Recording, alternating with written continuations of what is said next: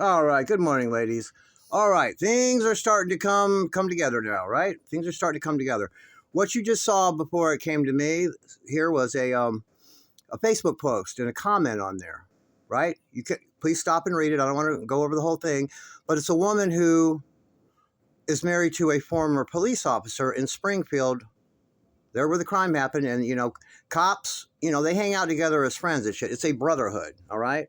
Like the Marines and shit, okay? So, so couples hang out together, shit, that husbands are police officers or what have you. So she's friends with them, cops, that said they were on the case. And the stories are wild. And basically, Nick stabbed a corpse, and Dan helped her do it. And Dan's the one that helped her kill her mother. All right? Here we go, guys. This is what I've been saying from jump. But it was more than just Dan, and we know that. So you can read that comment, please. Okay? Now, what this is now, guys, is this is corroborating evidence that goes with what I've been saying from... This is from the other side, though, guys. This is from the legal, right? This is from the legal end of it, right? Cops talking to one another. I've only got it from the victim side. Well, meaning we've got secondhand information from ex-girlfriends of Dan Glidewell and Brian Rogers and and David Blanchard, friends and stuff, that are the ones telling us how scary and fucking crazy and the maniacs that they are. All right?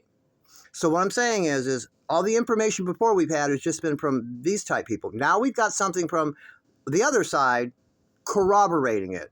But it wasn't just Dan there, guys. Let's talk about what happened that night, all right? Here were the people that were there. David and Kim Blanchard. Kim was recording the whole thing on video. All sacrifices and rituals must be recorded for proof. All right. If you guys are just doing a ritual on your own or whatever, of course not. But if you're trying to one up or you're trying to level up or be initiated in, yeah, they got to have proof of it. Okay. So David Blanchard was running the whole thing. He's the one that he's the one that's been deepest into it for the longest time. Okay. He's the one that brokered the deal and brought her into it.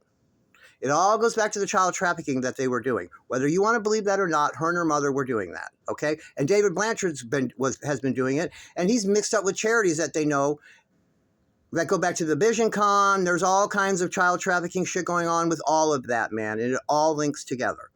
David Blanchard was the one that brokered the deal, and he was the one that led the ceremony, okay? This is what the deal was. They were supposed to come together, do the torture ritual on Dee Dee, is what they did, which would have culminated then in the taking of her life right around midnight because it was a Judas sacrifice. So, remember, there's a text message around 10:30 or 11 that night, back and forth between her and Nick, and she tells him, hold up, it won't be much longer now, and I'll have you come over because I have to finish up my deal around 10:30 or 11.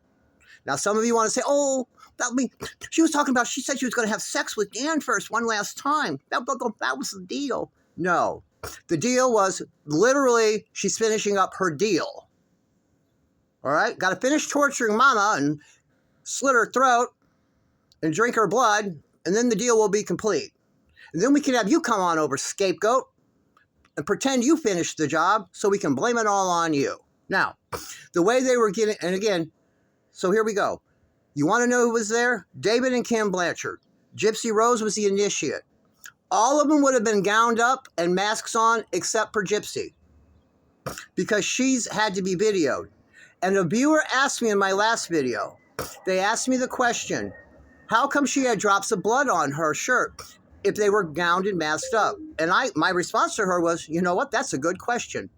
And it bothered me. So I called my buddy up. Hold on, guys. Hold on. I called my buddy up, and he tells me, oh, it's because she wouldn't have the gown and mask on because she was being initiated in, and they have to video her so everyone can see exactly who it is. Duh, I didn't even think of that. So the viewer that asked that, well, there's the answer for that because I didn't know. I was like, well, that's a good damn question. Yeah, she wouldn't be masked. She sure couldn't have a mask on. She wouldn't be able to see what the fuck she was doing. All right, so that answers that. And then the point is, okay, and then besides GYPSY and those two, it was also Dan Glidewell Hence, Dan helped her, and also Brian Rogers, a.k.a. Ace Bannister. And I have a whole lot of videos going to be coming up on that animal. All right? So they would have tortured her, took her life right around midnight because it's a Judas sacrifice. And then after that, they started the cleanup. And then they moved Dee Dee's body into the bedroom with a sheet. Dan Glidewell, David Blanchard, and Brian Rogers, all big enough men to move her over, to move her in a sheet and throw her in the bed like she's just a dead animal. That's what they did. Okay? And then they had to start the planning. Because here's the deal. Gypsy had told Nick, we have to take my mother out together in the binding ritual. That's the only way we can be together. My mother will never let me marry you. And I'm a good girl. I can't just keep making love to you like that unless we're married. So we'll have to be married in the heavenly realm. And the way to do that is if we take out Mama together in a ritual, then we'll be bound together forever in heaven in God's eyes in the spiritual realm. And when we die, we'll be bound together forever. This is what she told him. And this is purely David Blanchard and Kim Blanchard's work. I'm telling you, they are behind everything. And we will never see the text messages between those two. If they did a proper investigation, they wouldn't have came and arrested them right away. Once they knew they were there, they would have let them sit there in Wisconsin. They would have watched them. They would have had people watching them, and they would have gathered information correctly. They would have went and got her phone records, looked through them all. Then they would have saw all the messages between her and David Blanchard instructing her what to do. Then they would have obtained his phone records. They would have waited and gathered information and then arrested him. You don't just half-cocked go arrest people like that. Because they wanted to get it done and get it out of the way. Blame it on him, sweep it under the rug, take the onus off her and blame it on him.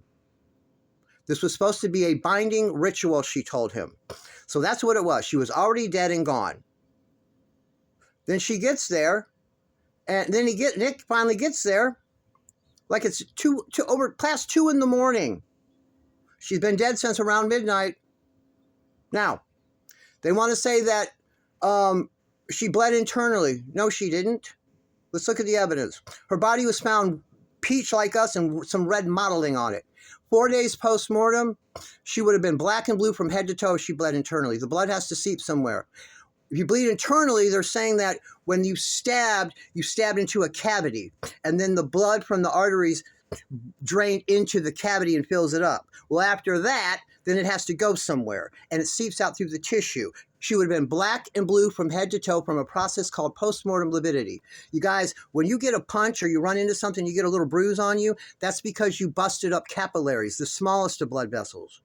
And the blood spilled out into the tissue, and it has to be reabsorbed by the tissue. And that's why you have black and blue, and then it turns greenish and yellow, and then it goes away. It's reabsorbing the blood into the tissue. And that's what happens on a large scale if you're actually for real bleeding internally. But that didn't happen.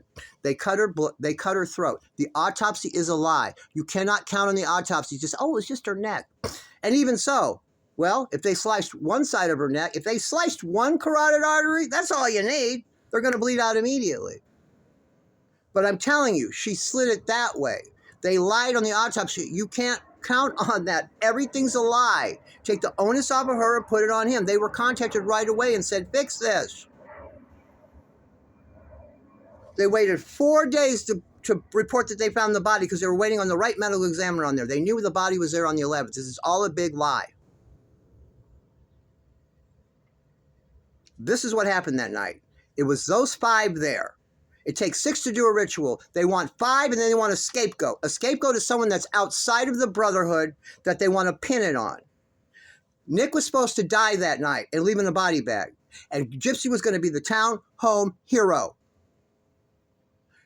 What she was supposed to do is get him in there and have him just stab into her 4 times. Get his DNA on the knife. Make it look like he's the one that went in there and did those 4, the 4 ones that took her out. Okay? Those are the 4 lethal ones that took her out. Let's ignore the 13 other ones that were placed there before.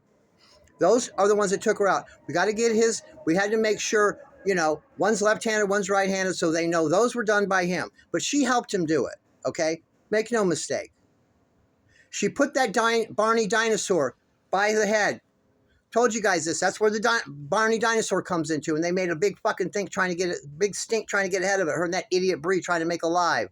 The Barney conspiracy. No, what they did is they put a recording in that Barney talking dinosaur so they could trick Nick. Remember, Nick had to think that Dee Dee was still alive and that they took her out together in a binding ritual. They had to take her out together in order to be bound together for eternity in the heavenly realm. That is what this sick bitch told him. That is the only reason he would have stabbed into her. They couldn't get him to do it any other way. As evidenced by, there's a text message, a recovered text message between him and his ex-girlfriend, Lori, Nick, 2 or 3 months before the crime. And it said, in fact, guys, you know what? At the end of this video, we'll flash to that actual text message. So just just watch the end of it. When it's at the end, pause it and read it. It says, and I'm paraphrasing, it says, well, what I have to do is horrible. What I have to do, I can't even tell you on here. It defies the laws of nature. But I'll do it. I'll do it if I have to keep her. Because Gypsy said, we cannot be together. My mother will never let us get married. Although she's a whole ass adult. She could have kept her mother alive, wiped out that safe, and took off with that man, and that would have been that. Dee Dee would have never even called the police on her because she knows how she obtained that fucking money. And it would have been difficult explaining it. And that would have been that. She could have went on with her life. No, no, no, no, no. She needed to sacrifice her mother, and she had to blame it on the scapegoat. And that's all this fucking is. Okay? Nick wouldn't have, if Nick knew that body was dead, he wouldn't have went for it. He would have said, no, she's already dead. What do you mean this isn't? No, why would I do that? That is why they played the Barney recording to trick him. He had to think she was alive, you guys. That's why they did that. Who are you? Which doesn't make sense. She knew him. She liked him. She would have never said that, guys. Stop the madness. That was Brian Rogers in a mask scaring her. They recorded during the torture ritual, Dee Dee. Stop, help me. Dee Dee, or Gypsy, don't hurt me. Whatever the fuck she said. They recorded it early and played it for him to think she was alive. So he would finish her in the binding ritual. Now there's DNA all over everything. Now what was supposed to happen is then she says, to complete the binding ritual, now that we're bound together, that we finished Mama, let's go fuck on the floor right over there, right next to her body, and complete this. Let me use my Jezebel spirit, my feminine wiles, and just drop the little nightie with the white nightie with the blue flowers on it. Let's just drop it to the floor. Fucking take me right here. Well, he was saved by the softie. I'd like to think the good Lord above had his hand in that one, because if he would have attained an erection, he would have fucked that nasty bitch in there. Guess what she would have done? This was the plan. David, this is what was supposed to happen. Nick was supposed to leave in a body bag, and I know this for a fact. She was supposed to scratch him. David Blanchard told her, get his DNA under your fingernails. I don't care if you do it when he's still alive or after. Scratch him. That is a defense measure. You were trying to fight him off. Okay? She had to screw him because she was supposed to get his ejaculate in her. And then she was going to take some of it and rub it on her mother's mutilated genitals that her and Brian Rogers did earlier. And they were trying to put it off on Nick. Remember? Remember the police interrogation, that detective, she kept saying, well, you didn't touch Dee Dee down there? You didn't do anything. What about, well, no, but Gypsy was trying to get me to. And I bet he was. I bet she was. That was the plan, guys. Then she was going to blindfold him. That's where all the BDSM freak stuff comes in. Ooh, let's do this. She was supposed to blindfold him and tie his hands up or handcuff him and trick him. And then she was supposed to stab him up and kill him. And then undo him. And then she was supposed to say he raped Mama. She was going to rub some of his ejaculate on her mutilated genitals, her own mother's, and then keep some in her. And then call David Blanchard. And then he was going to rush over. She was going to get in that wheelchair with cum dripping out of her. And she was going, oh my God, he raped me, and he raped Mom, and he killed Mom in front of me. And then when he came to kill me, I did what I had to do. I had to defend myself. And she's going to hop in that little wheelchair and act like the dumb little retarded bitch she is. And I don't mean any offense to, developmentally disabled retarded people. But you know what I'm saying. And then she would have been the townhome hero. They told her, all you got to do, Gypsy, is this, and you'll be famous. You'll be a celebrity. Everyone will know you and love you. And what has been the common theme with everything in these videos we're seeing and these emails and everything? She wants to be famous. I'll be a famous artist, and maybe you can blackmail me. She wants to be famous. She wanted fame and fortune. This was not difficult to trick her. This was not difficult to get her to do. And David Blanchard's behind it, guys. And that's what happened that night.